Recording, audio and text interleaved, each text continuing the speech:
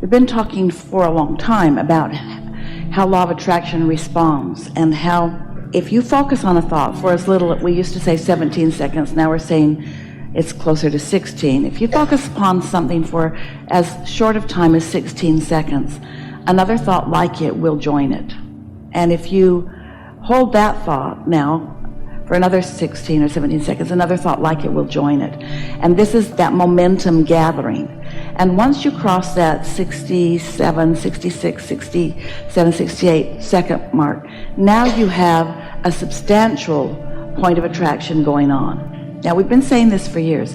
Now let's put this in the context of what we've been talking about satisfaction, and how when you reach for satisfaction, if you stay there for as little as that 68 second time, now you have established enough absence of resistance that now the momentum can really exponentially increase. So right there in what you're just bringing back to the conversation is where your control is. Because when a thought comes to you, it doesn't matter if someone speaks it, if you see it, doesn't matter. Law of attraction has brought it to you. But you have some control over how much of your attention you give it in that first 16 seconds and the second. But once it crosses that 68 second mark, you pretty much have lost control of this thought. How about that? We've been telling that story for years, and no one really understands the importance of that. And so that's why we're taking another tact at it, that if you're leaning towards satisfaction and taking the time to identify and isolate what that is. So let's say that you're moving through an experience and some thought occurs to you. Doesn't matter how it got there, because it doesn't matter if you remembered it, if you rendezvoused with it, if someone walked up and said it to you. It's law of attraction just the same. So let's say that you're just in the beginning stages of one of those thoughts, but you're keen to the awareness of which way it's leaning, unsatisfied or satisfied, and you care about it being satisfied. In those very early stages, you have control over which way you go, or whether or not to go at all with that thought. We just wanted to establish that at the beginning of this conversation. And we're appreciative that you've reintroduced that powerful conversation about why it's prudent to catch it early. Law of attraction is fast. It's quick. Yeah. It's super quick, because I was doing really good. I was meditating every day, just like you said. Meditated every day for a month. And then I woke up a week prior to coming here, and I followed an impulse from my source, and we had the most glorious day. And we just reveled for like 5 hours, just milked every impulse for 5 hours. And it was beautiful, because I had built up resistance on a subject that was really important to me, and I couldn't wiggle it loose. So I did what you said. I got off the subject, and I leaned into any and everything that was not related to that cheered me up. And then, which is what our previous friend was asking, should I surrender? And we're saying you're surrendering the resistance. You're not giving up the desire. You are releasing the resistance. And there's a big difference. Sometimes when people use the word surrender, to them it means just give this up. Just give it up already. It's not coming, just let it go. That's not what we mean. We mean give up the resistance by distracting yourself or by focusing upon things that feel better, and then off you go. And so off we went, and my satisfaction for 3 or 4 days has been building, because I was coming here, and it's my first time here, and you've been instrumental in helping me get here, and it was very exciting for both of us. And so I was so excited, I dropped this gigantic piece of resistance on this thing that I wasn't talking about, and then it flowed into my existence. And then I was like, oh, contrast. But we are doing step 4, so it's okay. The contrast was great. The clarity that came from it, the clarity that came from this contrast answered the questions that I had been asking and pestering my source about. And so when the contrast came this time, it wasn't overwhelming, it wasn't distressing, it wasn't something that I let take me and run me into the bushes. It was something that I was able to absorb, allow, let it flow, and then recenter myself. Well, let's talk about this, because we've been talking for a while, and it's certainly what you're reintroducing here is the subject of step 5. Step 1 is ask, step 2 is source answer, step 3 is you get into the receiving mode, step 4 is you are really good at being in the receiving mode. It's odd that a step would be about the other step, but step 4 is really mastering Step 3, mastering being in the receiving mode. Step 5 is you're back in step 1 and you're not upset about it. You're back in step 1 because you understand the value of the contrast.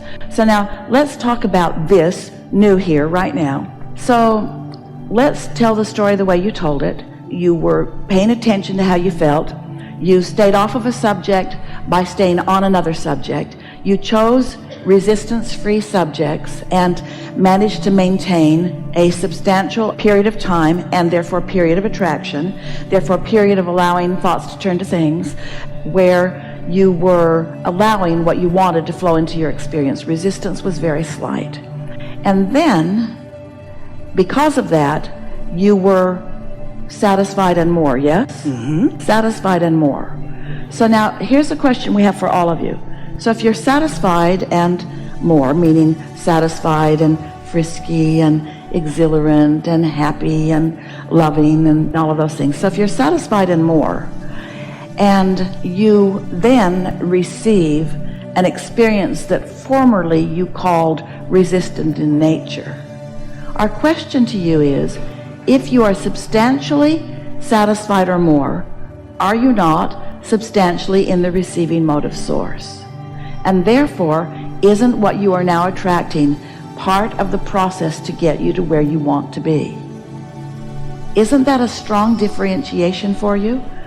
Things that you have previously been saying, oh, something negative is happening, I must be negatively attracting. But if you have isolated, if you have shown yourself that your vibration is stable and you know that you have been in the resistance-free zone, and then while in that resistance-free zone, you get an impulse or something happens that calls your attention to it, that's what step 5 is. Step 5 is being satisfied even when contrast is showing itself to you.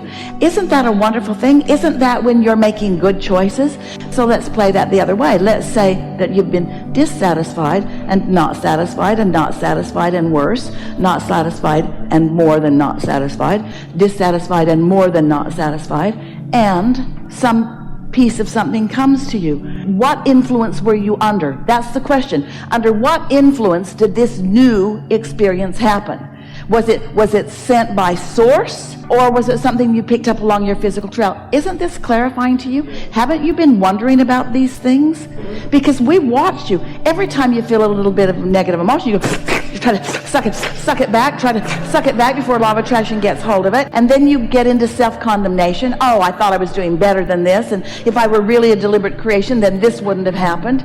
Instead of acknowledging that there's no one judging you but you. We don't care. No one does if you're in a step 1 moment. That matters too. You were born to have step 1 moments, and we exist to carry your step 2 moments. And you were born to have step 3 moments, and understanding whether you're in step 1 or step 3 is all that really matters.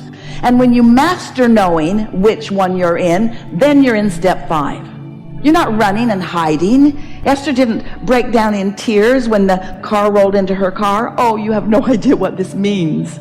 This means that I'm not attracting in the way that I really should, and I teach this stuff.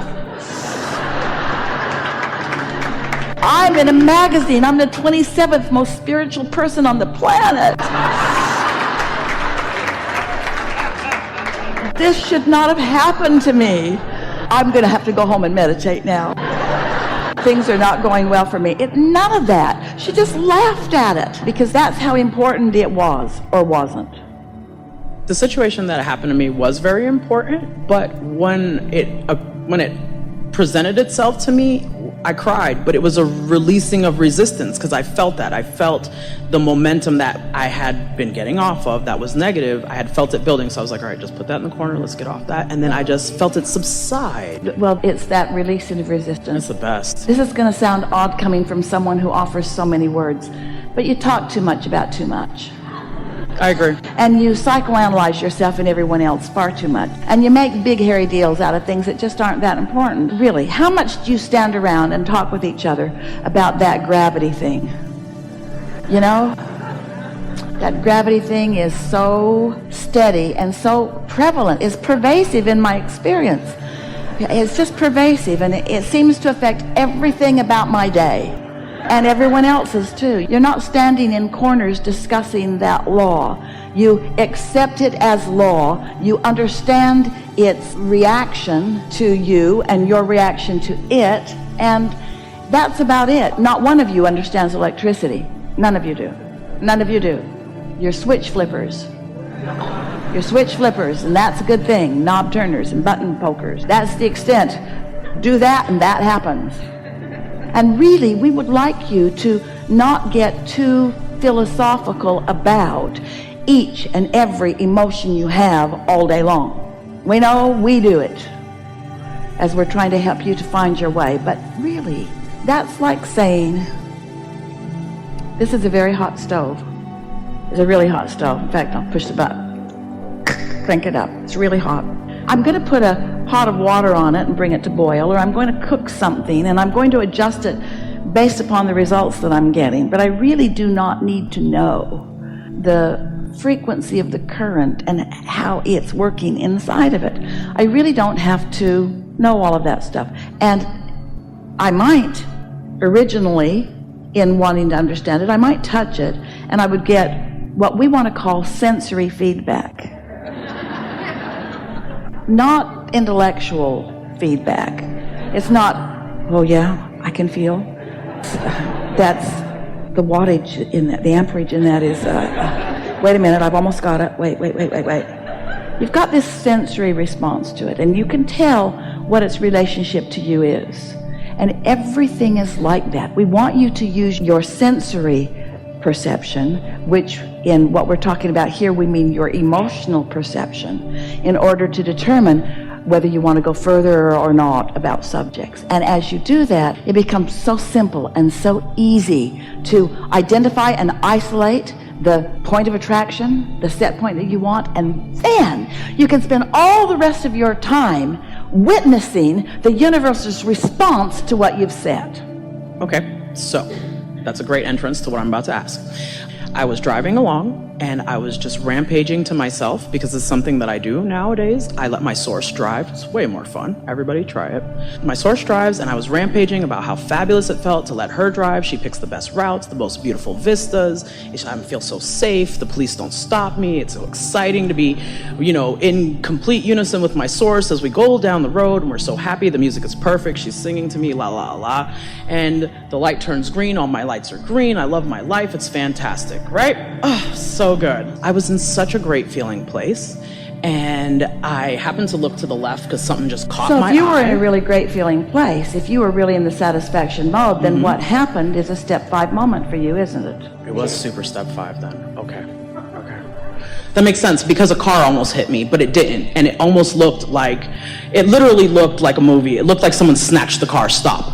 But I was not scared. I was rampaging. I was in this great place of security and the fullness of myself, and it felt so amazing. And I looked to the left and I was like, why is he stopped? And I looked to the right and I was like, oh, he stopped because that guy. So why are we having this conversation? Isn't everything about it perfectly obvious? I thought it was, so I thought I just should share it with you so we can help them. I don't really know, because I think we're just having fun. I really enjoy it. It's a really good conversation to have. But things like that are happening to you all day long. A lot of human perspective. Esther remembers even in the coming into conversation with Abraham, and she, at first, for just a little while, thought that the greatest value of her interaction with us is that we would keep her from falling in holes, that we would keep her from falling off cliffs, that now she would have guidance that would protect her from things. And it wasn't long before she came to understand that that's not our style, that we are not guarding her from things, we're guiding her to things. But if you've dodged a bullet, then you might feel like you've been protected from the bullet, when really you've just been called to where the bullet wasn't. That's what I was wondering. And that's the way your inner being operates. Your inner being is always calling you toward what you do want. And to varying degrees, you hear and come. Nice to know, isn't it? That was fabulous. Really good. Okay, Enough? Thank you. Really good.